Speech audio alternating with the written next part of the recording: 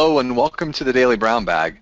Today we're going to be talking about Amazon's Prime Air, the recent announcement they made. I'm Chad Hill and I'm joined by Adam Stetzer.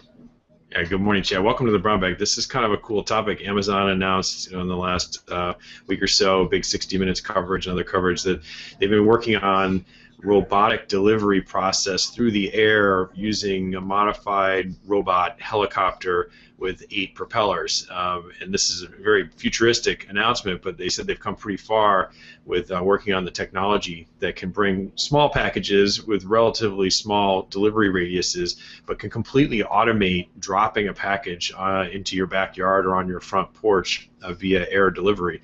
Sounds like something sort of out of the Jetsons, sort of futuristic, but they're pretty serious about it. Jeff Bezos gave this great interview, and we wanted to chat about it today because it's a fun topic. I saw a comedian, Chad, the other day talking about this, and the question was, can you think of a reason why this is a bad idea? And he said, yeah, I can think of 8 razor-sharp reasons that are high RPM of why this is a bad idea. But let's get into this. The reality is we think we're probably really years away from seeing anything like this in the United States for a whole bunch of reasons.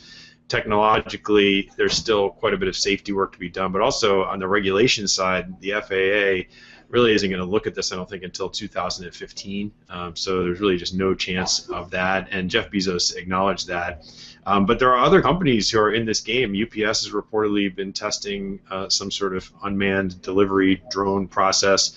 FedEx's founder, Fred Smith, has been talking about this for years, and apparently the United States is not leading the way here.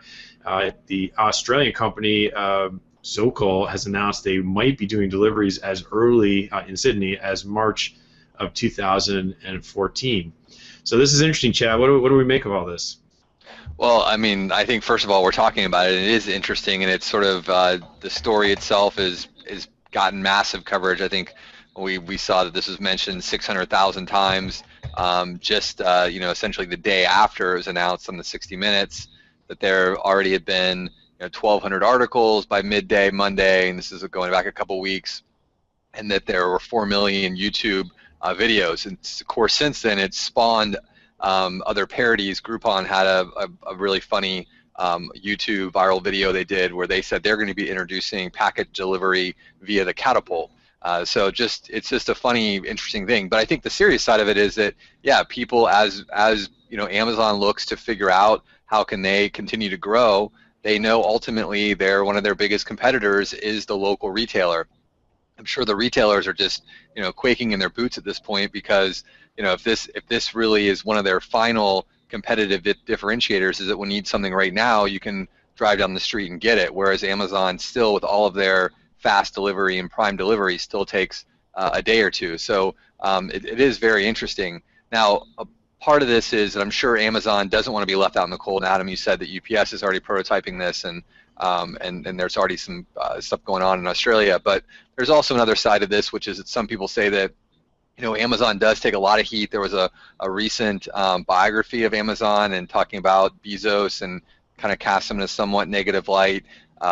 People really question, is Amazon a good thing if they do gain 100% or close to it? If they had 68% of retail in the U.S. as Google does in search, what does that mean for us? I mean, it's good for a while, but when they reach that and there are no more retailers, what do we do? So interesting story. It definitely tries to cast Amazon as an innovator, as something other than just this massive retailer player that's looking to continue to grow their share of the market.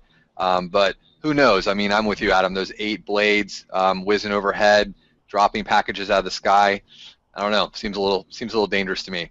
Well, a lot of interesting points there, and I did watch the 60 Minutes interview, and they did ask Bezos point blank, what do you say to the critics who charge that Amazon has put the mom and pop bookstore out of business?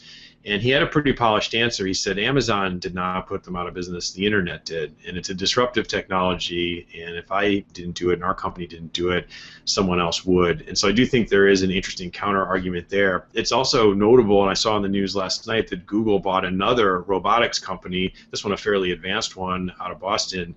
And so they're working this angle as well around automation, drones, and robotics, and how that can be integrated into life. And I'm sure the way they do things be advertisement driven. So I think there's just no doubt that technology is going to continue to advance. Robotics has always brought us greater efficiencies. If you go back to the revolution in the car industry or back even further, and of course computers and what they've done, and now with the internet and the interconnectedness of computers, I mean, this is not going to stop. So while this sounds sort of far-fetched and Jetson-esque, I do think things are going to move in this direction, and I think we should expect to see innovation from the forward-looking companies, which will hopefully eventually be accepted and open new chapters in what products are available. So I guess to our marketers, you have to be ready to expect technology to continue to move. But that's at least my perspective. We'd like to hear yours. Share your comments. How would you feel if a robotic helicopter was dropping books on your front porch? Is that something you'd welcome, or is that